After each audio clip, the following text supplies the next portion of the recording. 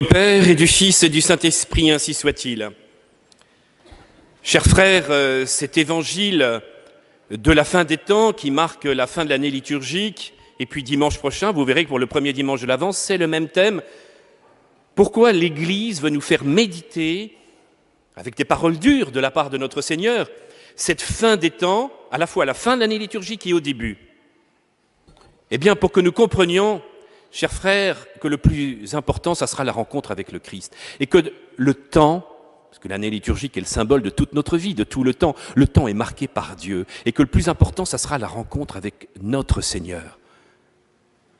Que ce n'est pas la peine d'imaginer un monde sans Dieu, ou de se perdre, comme dans cette belle parabole des vierges sages et des vierges folles, de perdre son temps dans tout un tas de choses futiles. Le plus important est la rencontre avec l'époux.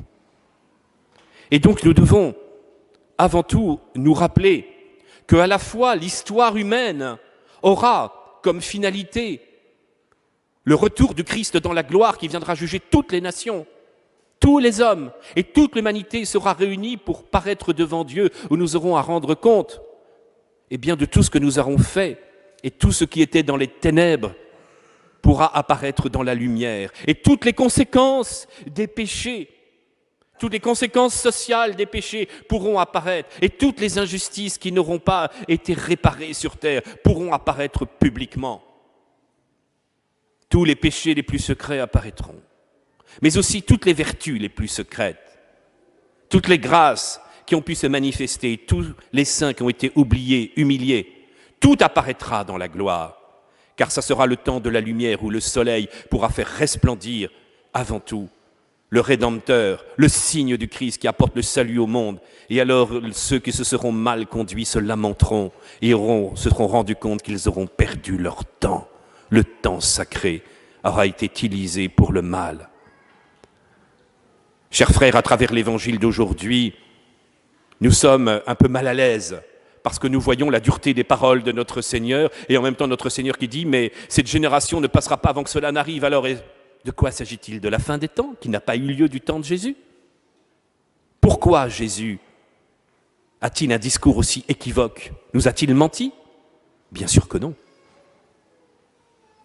Tout le drame qu'il annonce s'est réalisé du temps du Christ, enfin après, peu de temps après Jésus, vous le savez, ça s'est réalisé 40 ans plus tard avec la destruction de Jérusalem qui fut épouvantable. Jésus les avait prévenus. Les femmes ont dû fuir dans le désert. Ça n'a pas eu lieu en hiver, ça a eu lieu le 9 août 70. Mais les femmes ont dû partir dans la montagne. Le peuple juif a dû se lamenter et hurler.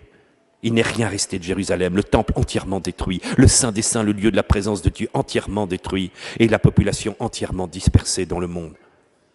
La fin de toute gloire humaine, de tout rayonnement humain, c'était quelque chose de terrible. Et donc cela a bien eu lieu pour la génération du Christ. Et puis cela, évidemment, apparaît comme un avertissement pour ce qui arrivera à la fin des temps. Le jour du Seigneur sera bien sûr aussi un jour de justice. Ce n'est pas pour rien que la liturgie des défunts, quand elle annonce ce jugement dernier, dit bien « dies irae, dies illa », jour de colère que ce jour-là, face à la puissance du mal, parce que le monde est souvent sous l'emprise du malin, et ce n'est pas pour rien que Jésus l'appelle le prince de ce monde. Donc oui, il y aura une transformation, mais en même temps, ça sera le jour de miséricorde, où l'amour du Christ pourra apparaître face au monde.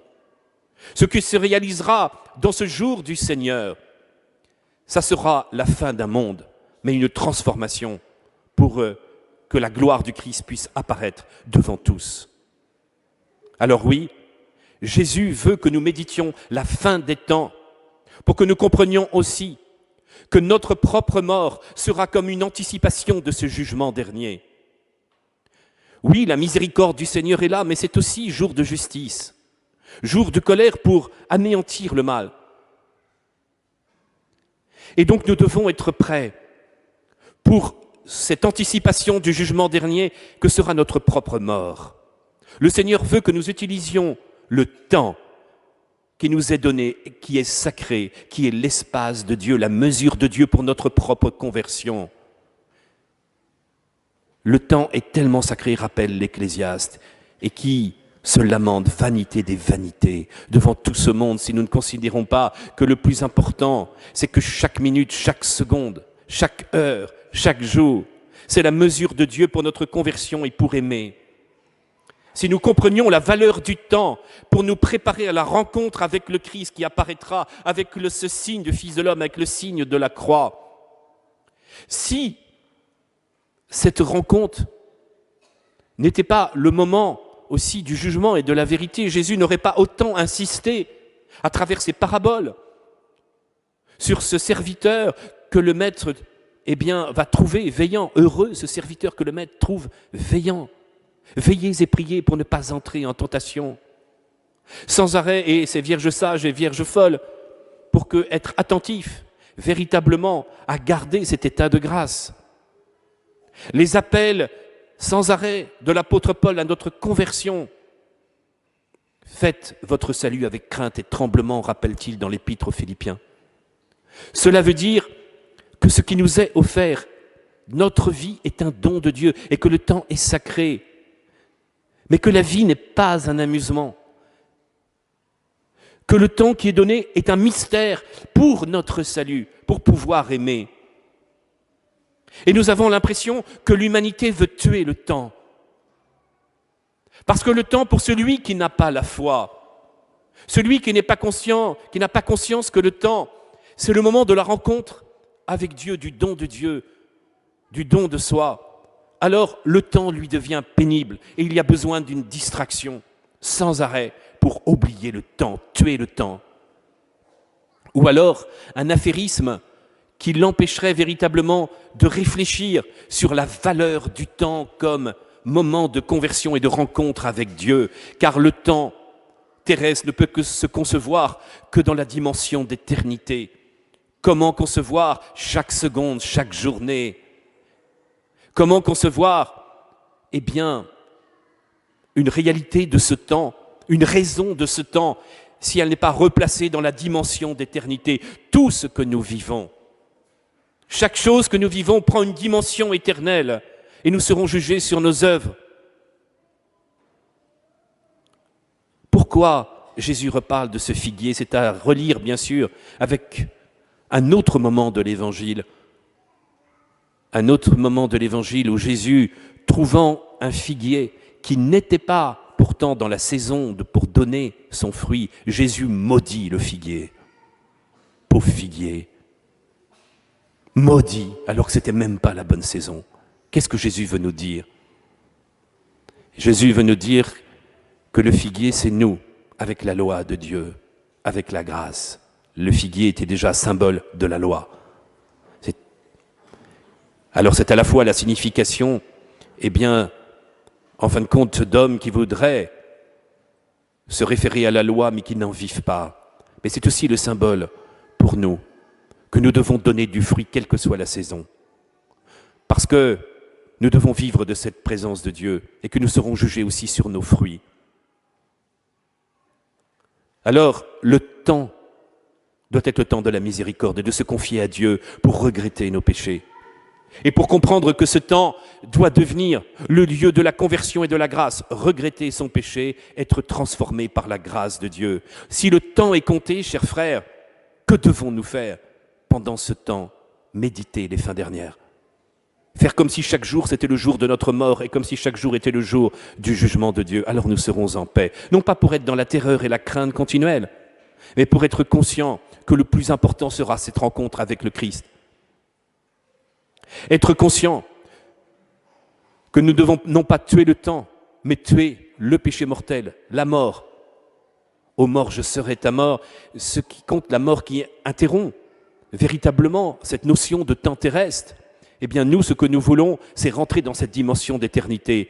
Et donc, notre objectif, on n'empêchera pas la mort physique, mais nous pouvons empêcher la mort de l'âme. Le temps est là pour empêcher la mort de l'âme. Nous allons arrêter la course de la mort, justement en étant fidèles à celui qui est la résurrection et la vie. Alors cette notion d'angoisse devant la mort physique et devant l'arrêt du temps sera terminée parce que nous serons alors dans la dimension d'éternité. Plus rien ne nous fera peur, on peut nous tuer, On peut tuer le corps, on ne pourra pas tuer notre âme. On peut faire ce que l'on veut, ça sera au contraire la porte d'entrée dans le vrai temps. Le vrai temps sera la dimension de l'éternité, être avec Dieu pour toujours, sans avoir la notion d'une finalité, de quelque chose qui s'arrête, un amour infini qui nous remplira éternellement pour voir la gloire de Dieu. Le vrai temps est celui-ci, et il nous est donné un temps compté pour entrer dans le temps éternel. Il nous est donné ce temps-là, pour que chaque jour soit une bénédiction et que chaque minute puisse nous permettre de nous préparer à l'éternité de temps. Alors ne nous trompons pas. Ne nous trompons pas de temps. Soyons conscients que ces minutes, ces secondes sont pour Dieu. Soyons généreux dans ce temps pour que nous ne soyons pas trouvés au jour de notre mort trop légers.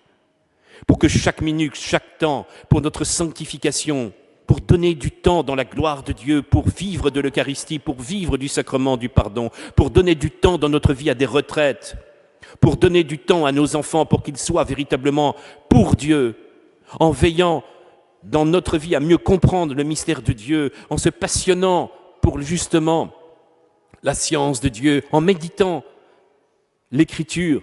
Alors notre esprit sera rempli de cette présence du Seigneur. Et nous comprendrons alors petit à petit que les hommes qui sont dans la vérité ne sont pas ceux qui tuent le temps en se distrayant, mais ceux qui utilisent le temps pour l'éternité, tels les moines qui chaque seconde comprennent à travers la louange de Dieu, eh bien qu'ils sont déjà dans cette dimension de la gloire du ciel. Eh bien même pour vous, baptisés, laïcs, familles, comprendre que tout ce que vous faites peut être pour la gloire de Dieu, il y a le temps qui est pour Dieu. Alors comprenons qu'en vivant de ce temps béni, nous rentrerons dans cette dimension de gloire éternelle et qu'un jour, eh bien, si nous sommes fidèles à cette grâce du Seigneur, nous rentrerons dans ce temps pour voir Dieu, être transformés par lui et vivre une éternité d'amour. Amen. Au nom du Père et du Fils et du Saint-Esprit ainsi.